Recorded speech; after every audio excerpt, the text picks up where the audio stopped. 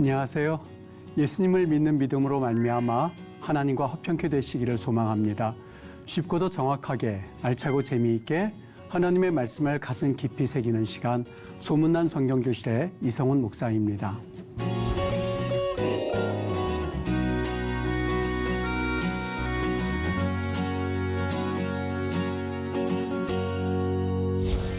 여러분, 지난 시간에 나눈 내용을 기억하시죠? 우리는 신명기 4장에서 인과응보와 땅이라는 주제를 가지고 우리가 함께 이야기를 나눴습니다.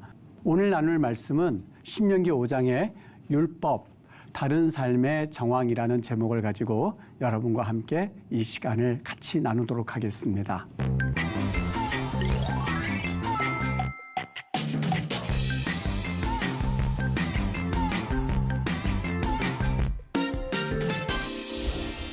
오늘 여러분과 함께 나눌 이야기는요, 신명기 5장의 율법이라는 제목을 가지고 같이 이야기를 나누고자 합니다.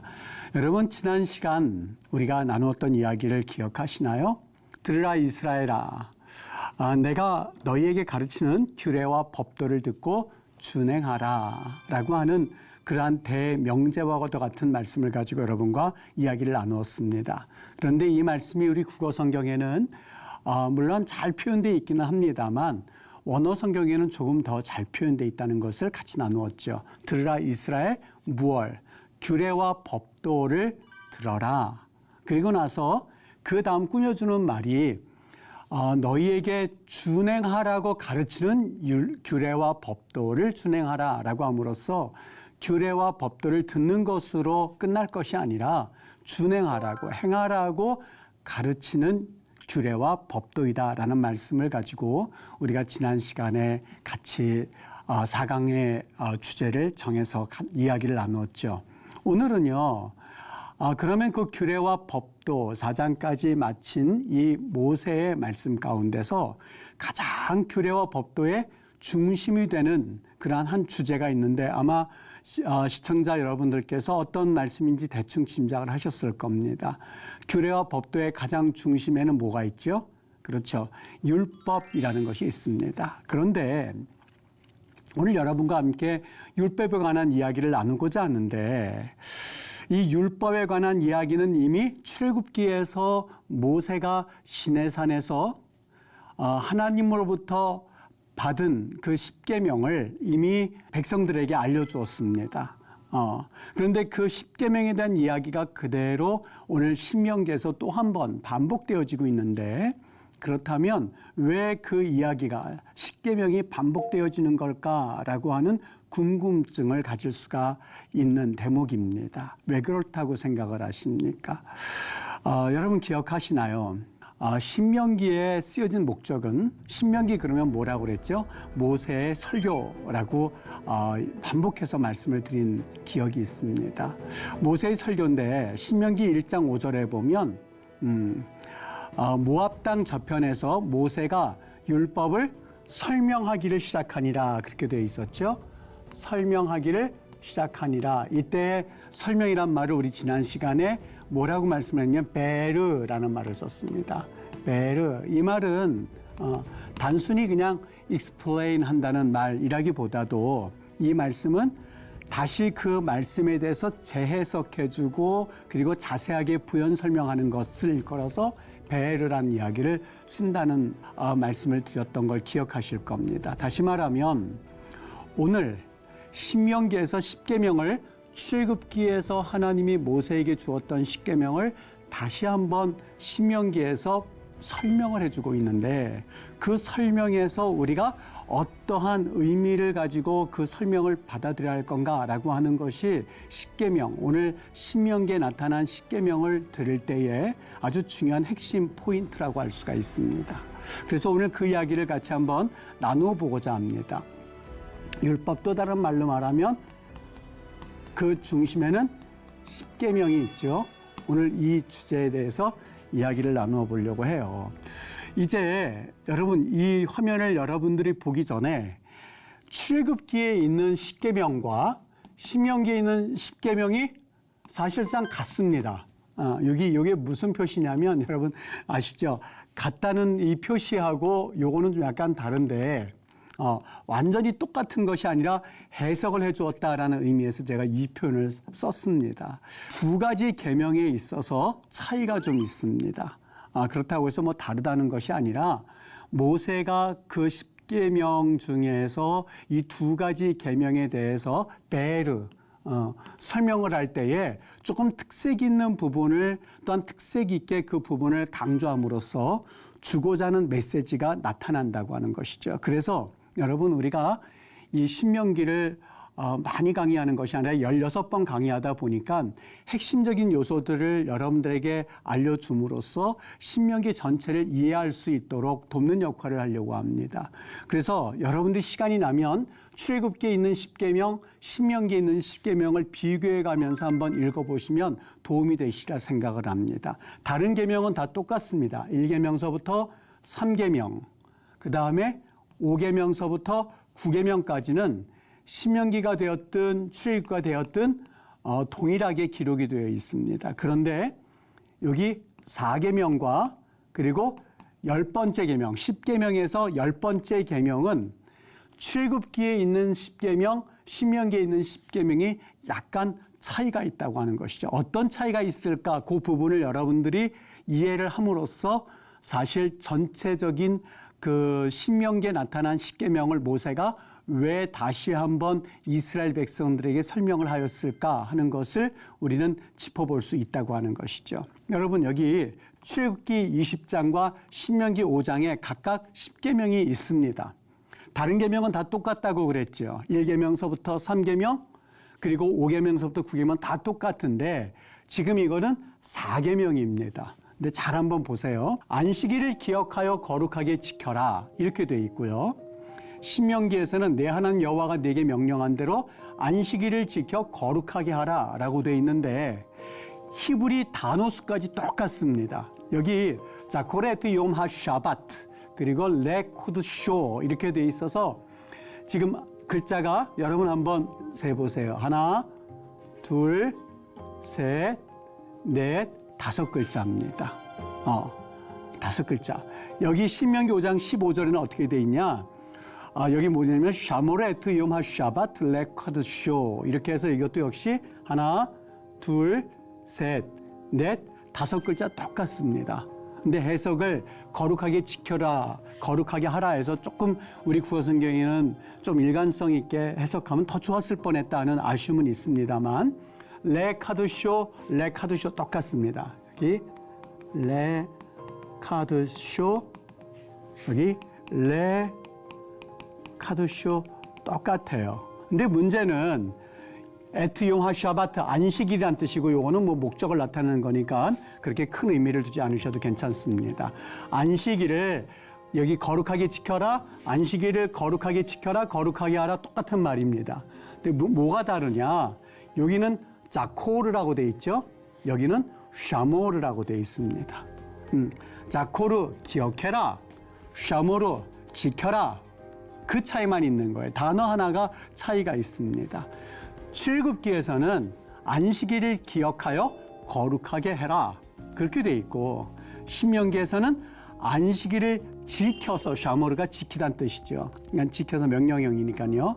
지켜라. 여기는 기억해라. 기억해라. 여기는 지켜라. 기억해라. 안식일을. 지켜라. 안식일을. 그 차이가 있어요. 자, 이런 차이가 있습니다 라고 말하는 것으로 끝나는 것이 아니라 그렇다면 왜 그런 차이를 두고 모세 선지자가 신명기에서는 지키란 말을 사용했던 것일까라고 하는 것을 한번 생각해 볼 수 있습니다. 여러분, 지금 오늘 이야기가 약간 어렵게 느껴지신다면 이렇게 긍정적으로 생각하셨으면 좋겠어요. 내가 과거에는 출애굽기에 10계명이 있다는 건 알고 있었지만 신명기에도 출애굽기가 있구나 하고 그냥 이해하셔도 큰 소득입니다. 또 한 가지, 출애굽기의 10계명과 그리고 신명기의 10계명이 똑같다. 그런데 두 가지, 4계명과 10번째 계명, 10계명의 10번째 계명은 약간 단어에 있어서 차이가 있구나 하는 것을 아는 것만 해도 사실 큰 소득입니다. 그런데 한 가지 더, 모세가 이거를 단어를 다르게 썼을 때에 왜 다르게 어떤 목적 때문에 썼을까라고 생각하는 것만 해도 사실 큰 소득이고요. 그것을 추측해서 해석한다면 더 말할 나위 없겠죠. 이 차이가 있어요. 또 한 가지 볼게요. 사계명을 계속 설명해 놓는 이야기입니다. 안식일을 거룩하게 기억해라, 지켜라 라고 돼 있고, 또 하나 일곱째 날은 하나님 여호와의 안식일인즉 너나 내 아들이나 내 딸이나 내 남종이나 내 여종이나 내 가축이나 내 문 안에 머무는 객이라도 아무 일도 하지 말아라. 그리고 11절에 이는 엿새 동안에 나 여호와가 하늘과 땅과 바다와 그 가운데 모든 것을 만들고 일곱째 날에 쉬었다. 이렇게 말씀을 하죠. 근데 여기 14절에는 뭐라고 돼 있냐. 내 남종이나, 요거는 똑같습니다. 이 부분까지는요. 여기는 내 남종이나 내 여종이나 내 가축이나 이렇게 끝난 반면에 신명기에서는 내 남종이나 여종이나, 그 다음에 여기는 가축이란 말로 한 단어를 썼는데, 여기 신명기에서는 어떻게 되어 있죠? 내 소나 내 낙이나 모든 가축이 내 문 안에 유하는 객이라도 아무 일도 하지 못하게 하고, 그 다음 또 한 번 반복을 했어요. 이거 이야기를요. 내 남종이나 내 여종에게 너같이 안식하게 해라. 여러분 차이가 보이시나요? 아하, 남종이나 여종을 한 번 썼는데 여기는 두 번을 반복하고 있구나. 여기는 내 가축이나 내 문 안에 머무는 객이라도 아무 일도 하지 말라라고 했는데, 여기 신명기에서는 내 소나 내 낙이나 모든 가축, 다시 말하면 이 가축이라고 하는 것을 아주 상세하게 설명해 놓고 있구나. 누가요? 모세 선지자가요. 여러분 그냥 가축이란 말을 쓰고 넘어갈 수도 있었는데, 모세가 이런 가축이란 말을 자세하게 풀이해 놓았다고 하는 것은 어떤 의미였을까라고 하는 것을 한번 추측해 볼 수 있는 거죠. 또 하나 여기 말씀하고 있죠. 뭘 말씀하고 있냐면, 너희들이 안식일 날 쉬어야 되는데, 아마 이스라엘 백성들이 그랬을까? 왜요 하나님? 왜 쉬는 거죠? 왜 안식일을 지켜야 되는 거예요? 했을 때에 하나님이 뭐라고 말씀하시냐면, 나 여호와가 하늘과 땅과 바다와 그 가운데 모든 것을 만들고 일곱째 날에 쉬었기 때문이란다. 내가 천지를 창조했을 때 일곱째 날 안식했잖아. 그러니까 너도 쉬어라 하는 게 출애굽기의 설명이에요. 그런데 여기 신명기에서 어떤 설명을 하냐? 왜 너는 안식해라? 왜요 하나님? 왜냐하면 내가 너를 애굽 땅에서 종되었을 때 너를 구속해서 그래서 안식하게 해주었으니 너도 안식해라 라고 하는 말씀을 하고 있다는 거예요. 어떤 차이가 있는지 여러분 조금 보이십니까? 첫 번째 기억해라 라는 말, 그리고 지켜라 라는 말이 차이가 있었고, 여기 기억, 그다음에 지켜라. 두 번째, 남종이나 여종을 지금 반복해서 말씀해 주셨고, 그 다음에 가축이라는 말을 이렇게 소, 낙이라고 함으로써 구체적으로 농사를 짓는 동물들, 또 농사의 수단이 될 수 있는 동물들을 하나님이 모세를 통해서 열거해 주셨어요. 또 한 가지, 안식해라. 왜요? 라고 하는 백성에게 내가 너희의 창조주 하나님으로서 내가 이 세상을 창조할 때 안식했거든. 너도 안식해야 돼 라고 하는 말씀하세요. 신명기에서는 내가 너를 구원해 주었던 것처럼, 그래서 안식을 주었던 것처럼, 구원의 하나님이 너를 구원하셨던 것처럼, 그래서 안식을 누린 너는 이제 이 세상에서 너는 안식일을 지킬 필요가 있어 라고 말씀해 주신다는 거죠. 여러분 왜 그럴까? 그 이유가 뭘까라고 하는 것이 오늘 여러분과 내가 조금 더 생각해 보아야 할 문제입니다. 여러분 이 방송을 들으시면서, 혹 여러분들이 유튜브 방송을 듣는다면 이거를 잠깐 멈추고 한번 생각해 볼 필요가 있어요. 왜 그랬을까? 그 이유가 무엇일까? 오늘 이 말씀을 듣는 대상을 한번 여러분 생각해 보면서 이 문제를 같이 생각해 봤으면 좋겠습니다. 여기 출애굽기에서 10계명을 듣는 사람들은 누구였을까요? 이 사람들은 제 1세대였습니다. 그리고 십계명을 듣는 사람들의 대상은 제 2세대였습니다. 그렇죠? 모압 땅 평지에서 40세 이상 되었었던 이스라엘 백성들은 모두 광야에서 죽고, 그리고 제 2세대가 오늘 이 모압 평지에서 모세에게 십계명에 관한 이야기를 듣습니다. 그리고 지금 제 1세대는 어떤 사람이었냐? 노예 생활에서 막 이제는 해방이 되어서 그동안 400년 동안 애굽 백성으로부터 멸시와 천대를 받으면서 노예 생활을 했었던 그러한 사람들이 갓 탈출해서 시내산에서 하나님의 말씀을 듣는 상황이었죠. 지금 2세대는 누구예요? 40세 이상 된 사람들로서 40년간 광야 생활을 하였고, 그리고 이 사람들은 지금 어디로 들어가야 될 사람들이에요? 약속의 땅에 들어가서 땅에서 이제는 그곳에서 뭘 하며 살아야 되죠? 여기서는 방황하고 목축업을 해서 살아가야 될 사람들인 반면에 여기서는 이제는 정착하여서 농사를 지어야 했었던 사람들이었어요. 그러면 어느 정도 우리가 힌트를 받을 수 있겠죠. 첫 번째, 모세가 여기 가축이랐던 말을 여기 소나 낙이라고 했었던 그 말의 의미는 한 가지 분명한 의미가 있는데, 그것은 자 봐라, 너만 안식일을 지킬 것이 아니라 이제부터 오늘 너에게 딸려 있는 모든 부속품까지도 라는 의미가 담깁니다. 여기 소나 낙이나 네 모든 가축이나 하는 것들을 다시 한번 강조했었던 이유는 이제 농사를 지을 때의 필수적인 이 소나 낙이라고 하는 상징적 동물을 통하여서 나만 안식일을 지키고 나만 안식일을 거룩하게 지킬 것이 아니라 나에게 속해 있는 그 모든 것까지라도 철저하게 안식일을 지키라라고 하는 그 아주 세부적인 하나님의 이 지적 말씀이라고 생각하시면 좋을 듯해요. 그러니까 여러분 이거를 현대말로 적용을 한다면, 내가 사장님이에요.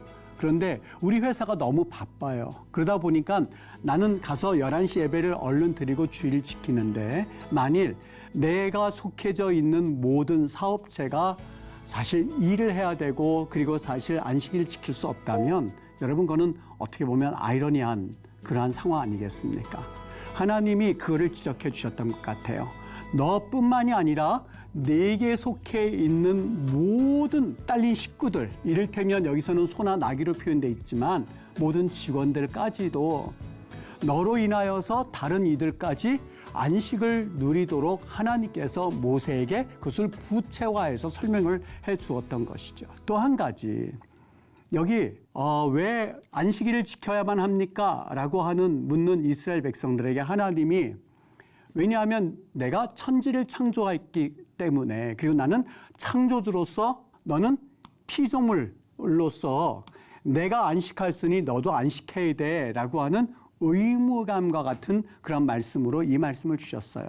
그럴 수밖에 없었던 게 400년 동안 그들이 노예 생활을 하면서 그들은 하나님에 대한 이해가 충분하지 못했어요. 하나님은 어떠한 하나님이실까? 천지를 창조하신 하나님이야 라고 하는 이야기는 들었지만 하나님에 대한 이해가 한정될 수밖에 없었던 거죠. 그래서 하나님이 그들에게는 나는 창조주 하나님이야. 그러니 천지 창조할 때에 내가 안식했던 것처럼 너도 안식을 해야만 해이돼 라고 하는 의무감 같은 그러한 뉘앙스를 주는 것이 출애굽기의 십계명이었었어요. 그런데 여기서는 어떻게 하셨어요? 내가 너를 구원했던 것처럼, 그래서 안식을 주었던 것처럼 너도 안식을 했으면 좋겠다라고 하는 하나님이 이제는 구원자와, 그리고 여기는 구원받은 자의 말씀으로서, 어떻게 보면 여기는 의무였지만 여기는 이제는 은혜의 개념이 더 많은 거예요. 내가 과거에는 여기 의무로서 하나님을 섬기고 의무로서 하나님의 말씀을 따랐다면, 여기에서는요, 내가 이제는 구원받은 자로서, 이제는 내가 하나님이 우리를 그 애굽의 노예 생활에서 구원하셔서 약속의 땅으로 이제 들여보내시기 전에 하나님께서 내가 너희를 구원하여서 안식의 은혜를 주었던 것처럼 너희들 거기 들어가면 역시 안식일을 지켜야 돼 라고 함으로써 하나님이 그들과 더욱더 가까워지는 그런 관계를 여기 우리에게 보여주고 있습니다. 다시 처음으로 돌아가면 여기는 기억해라, 여기는 지켜라라는 말씀이 있는데 물론 여기에 대해서 성경이 정확하게 왜 그렇게 모세가 이렇게 설명을 하였는가에 대해서는 말씀해주고 있지는 않아요. 그런데 지금 이 10절과 11절, 14절과 15절의 말씀을 통하여서 오늘 기억하라 라고 하는 것은 어떻게 보면 좀 이론적인 그리고 어떤 상징적인 의미가 있다면 지켜라 라고 하는 것은 실행의 의미가 담겨져 있습니다. 지금까지 내가 머리로만 알던 그 안식일을 이제부터 신명기 약속의 땅에 들어가면 구체적으로 안식일을 어떻게 지켜야 할지를 하나님께서 그들에게 조금 더 깊게 말씀해 주기를 원하는 내용으로서 우리가 이 신명기에 나타난 율법, 다시 말하면 십계명을 본다면 우리는 조금 모세가 오늘 이 신명기에서 십계명의 말씀을 이렇게 우리에게 전해 주었던 이유가 있다면 그것은 다른 것 아니라 바로 창조주 피조물간의 거리에서 이제는 구원자와 구원받은 자의 거리로 가까워졌음을 우리에게 보여주고 있고 또 하나 창조주 하나님을 알고 있었던 좁은 이스라엘의 시각에서 이제는 구속의 하나님께로 알게 되어져 가는 그러한 하나님과의 관계를 우리에게 보여주고 있었던 것이죠. 이제는 하나님을 40년에 걸쳐서 그들이 하나님이 누구인지 조금씩 더 깨닫게 되었고 알게 되었던 것이죠. 그 백성들에게 이제는 똑같이 여러분 10의 1조를 하나님께 드리더라도 과거에는 내가 드려야만 하니까 그리고 하나님이 드리라고 했으니까 드리는 관계였다면 이제 내가 신앙이 조금씩 성숙되어지고 그리고 하나님을 알면서부터는 그게 의무가 더 이상 아니게 되죠. 하나님, 이것은 내가 하나님께 모든 것을 다 헌신한다고 하는 그런 마음가짐으로 살아야 되는데 하나님, 10의 1조 과거에는 의무였었거든요. 근데 이렇게 바뀌어지는 거예요. 하나님, 내가 어떻게 해야 10의 2조를 드리고 살 수 있을까요? 하나님, 내가 10의 3조를 드리고 살 수 있을까요?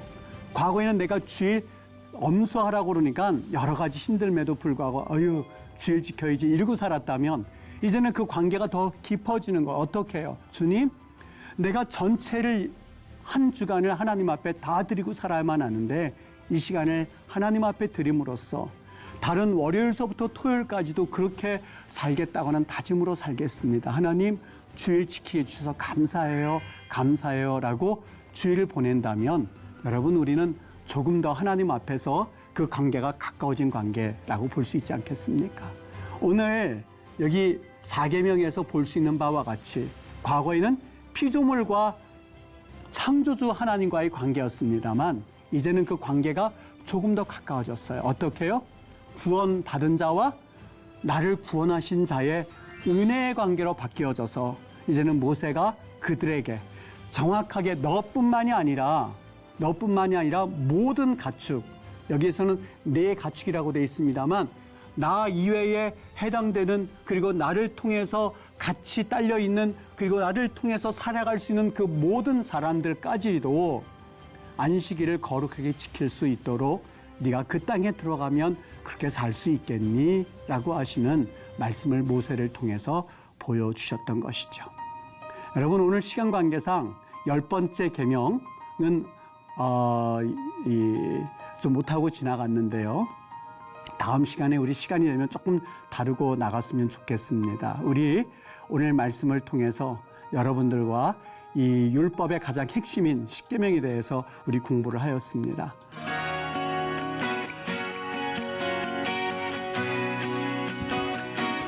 여러분 유익한 시간 되셨습니까? 오늘 수업은 유튜브를 통해서 다시 보실 수 있습니다. 여러분 주변에도 공유해 주시고 또 복습도 하시면서 말씀이 날마다 새롭게 다가오는 은혜를 함께 누리시기를 바랍니다.